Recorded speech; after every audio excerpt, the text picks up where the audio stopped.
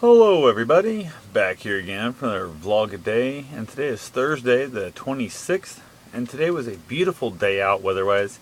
Got just a smidgen bit warm overall, but it was just a beautiful day. So got a few yards mowed, which was definitely something that needed to get done. It wasn't a real big deal, but I kind of wanted to keep up on it. It's getting that weird time of year where I'm not sure if I'm going to need to mow anymore. Depends on how the weather is. Last year I mowed all the way up till Thanksgiving, and it was absolutely crazy as all get out. Actually mowing on Thanksgiving Day, really weird feeling because we'd already had snow out in like DC and stuff. Hurricane Sandy had hit and had like a really crazy storm there, so it was just definitely a lot of weirdness going on, different ways of things happening. So other than that, just kind of went ahead and got a few things I had to get taken care of. Nothing major, just kind of simple things here and there.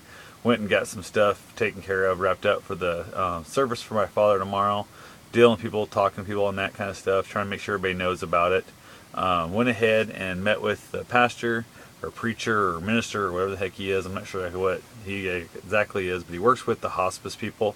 Real nice guy. My dad was not much of a church-going man, so we didn't really have an actual, pastor to kind of do the service for us. And that, so went ahead and hired Brian. And that he met over with my grandparents' house because my grandma wanted to meet him. I guess my grandfather actually had met him, which I didn't find out until the day my father passed away. He actually stopped by and sat with my grandfather a little bit while I was home taking a shower. So I'm not sure if hospice was called by staff or they just kind of saw him there because I knew my grandpa was a little bit worried about sitting with my dad by himself. He was worried if he was starting to get up and get restless, he wouldn't want to be able to keep him alone. The staff out there at the Continental was super awesome about it.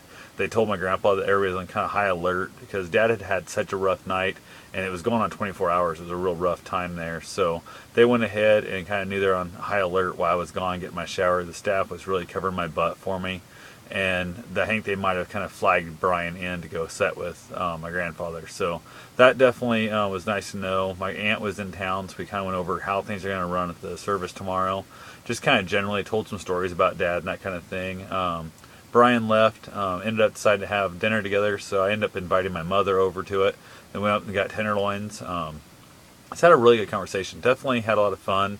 Just kind of BSing and shooting the shit there a little bit here and there, and telling old stories about dad and different little things. So I also took the time to contact my father's cousin to ask him if he'd be interested in reading the eulogy. Everybody told me not to bother because he didn't like public speaking, but I'm a big believer in the fact I really respect the man. He's a great guy, and I wanted him to at least have the honor of saying no, because I'd hate to have found out 5 years from now that I hear him talking or somebody say, hey, we thought about having you read the eulogy, and he was like, oh, I would have loved to have done it. I really would have felt honored to do such a thing. And this way at least he knows that he was asked, that we had the respect for him, especially I had the respect for him, that he should at least get the chance to say no. It's always a good feeling, even if you don't want to do something like that. It's always nice to have somebody ask you if you'd like to, just to know that somebody cares enough and they have enough, I guess just the lack of a better term, again, respect. The man's a great man. He was amazingly close with my father growing up as boys. They grew up together really close, and they used to ride their horse together, and they hunted, a whole bunch of stuff like that. So I'm definitely hoping he changes his mind overnight. I wanted to let him know tonight and then maybe tomorrow. If nothing else, I doubt he'll change his mind, but I'd like for him to. I really would like for him to do that. And if not, hopefully he'll at least maybe write a few words down, or and then have the pastor read it or something like that. Because he is gonna open the floor up tomorrow for anybody that wants to get up and say anything about my father.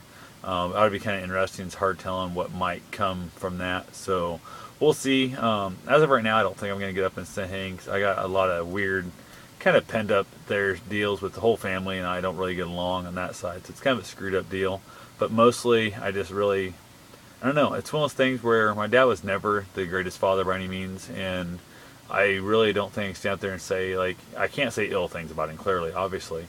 But I can't sit there and just like praise him like he was some kind of god and never made a mistake. And that's what they usually do in these type of services. And it really was gonna, not something I can stand up there with a clean conscience and say that, the man was, this amazing person. So the one thing that's gonna be really hard for me tomorrow is the fact I'm gonna hear a lot about how much he done for others and how much like he meant so much to other people's kids and as a ball coach and an umpire and all that kind of thing, and how many people he touched when I really feel there's probably there's at least hundreds, if not thousands, of kids out there that he touched probably on a deeper level than he touched with me. I mean, just the fact of feeling like they really had some kind of great connection with him as a coach and that kind of deal. I never felt like I had as his son. So definitely it's going to be a really rough day for me. I'm not even really looking forward to getting to sleep tonight. I'm kind of having some weird issues and feelings there, but overall, I don't know. Hopefully, I'll do well with it. I guess I don't know. I had the weird feeling, a long time ago that this was going to be a issue someday, but who knows? That's all I got to figure out. I guess just I got to get through tomorrow and try not to have dealing with the family and dealing with different people and stuff. The drunks and that in the family, and hopefully they show up sober. I really don't want to be around drunk people. I kind of wanted to have the schedule for the time. It's 2:30 to 4:30, then 4:30 to 5:30 is the actual service. 2:30 to 4:30 is the viewing, visitation, we want to call it, beforehand. And definitely, I don't know, I'm really hoping the family shows up sober. That's my biggest thing. I hate drunk people. I don't mind people that drink, I just can't stand drunks. So hopefully the early afternoon thing should help for that a lot. So other than that, I don't really know much, so I'll talk to you guys tomorrow. Have yourself a safe and wonderful day. Thanks for watching.